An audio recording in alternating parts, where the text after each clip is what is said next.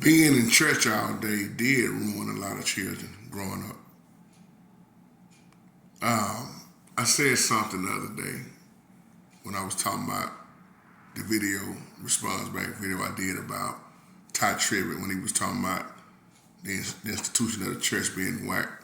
And that part when he said being in church for 5 hours. And Brother Kevin Davis, love you, man. This is a video response back to you, too, from your comment when we was commenting each other. And you asked me, how is it, when a teenager's sitting in church with their heads down and bored? And if you was brought up like me, that's why I made that statement. Being in church all day will mess you up and have messed up many people, because there is no way you're going to study the Bible and read where it's a requirement for you to go to heaven. You got to be in church all day. A lot of the older people, that's why I say they messed us up. When you young, all you can do is be obedient and follow what they tell you to do. And if you had to be at Sunday school at 9:15, morning worship started at 10:15,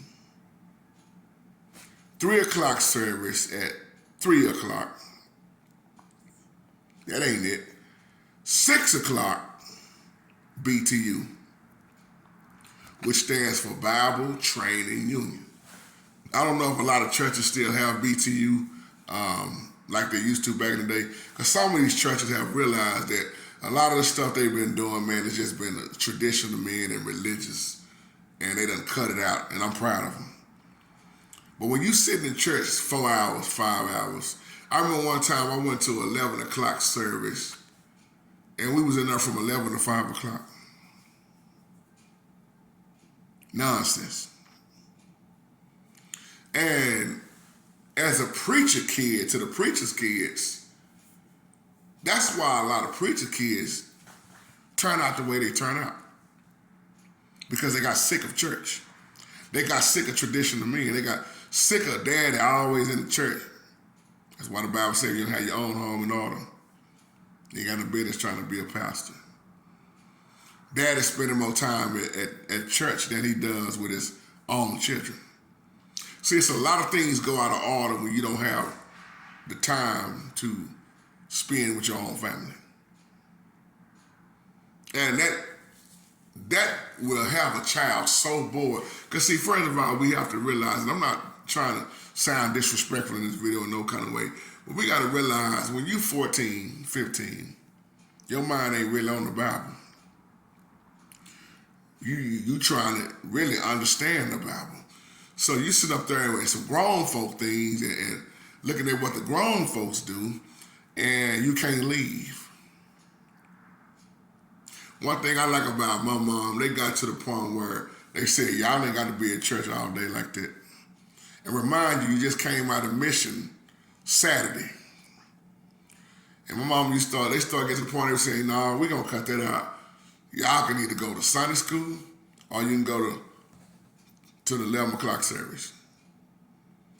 And then we chose Sunday school.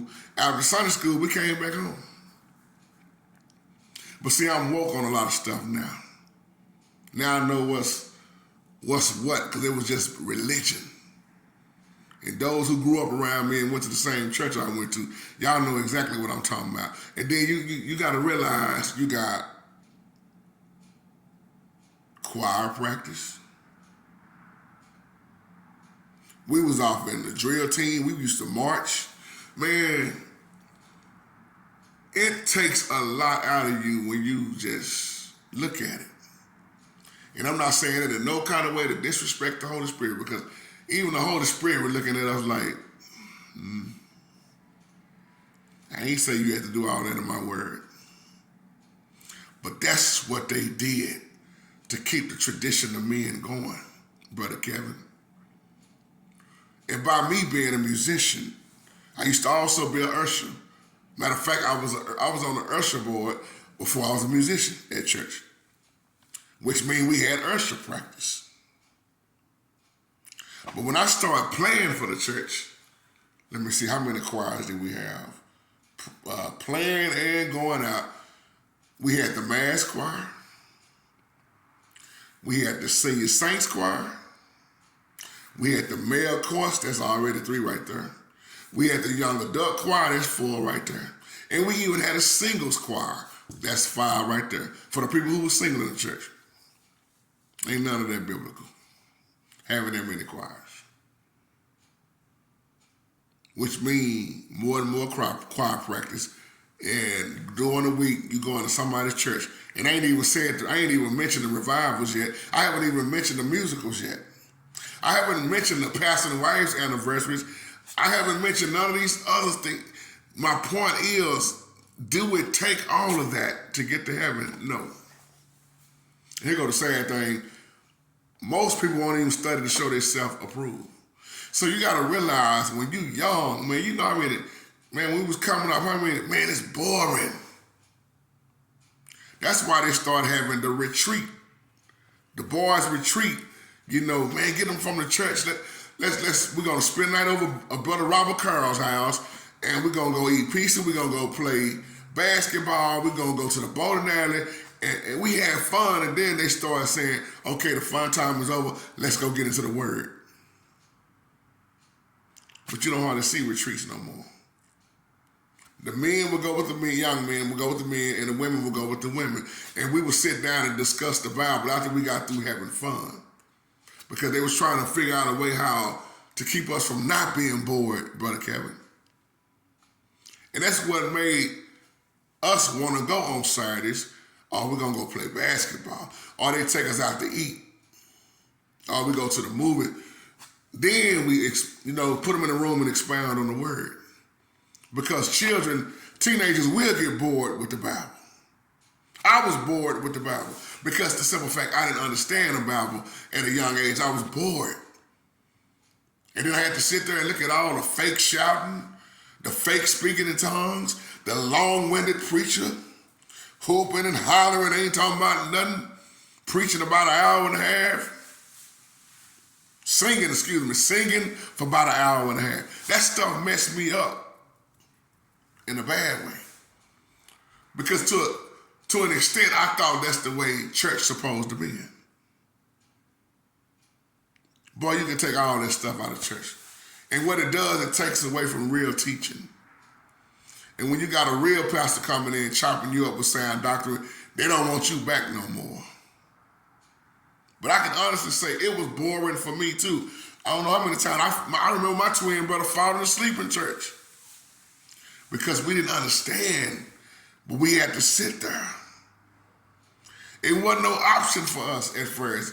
Till my mom and them say, hey, we're going to stop there. Y'all ain't got to be coming. But at first, we just had to sit there and take it in. And what I saw mostly, Brother Kevin, was just people getting their emotions fed versus their soul.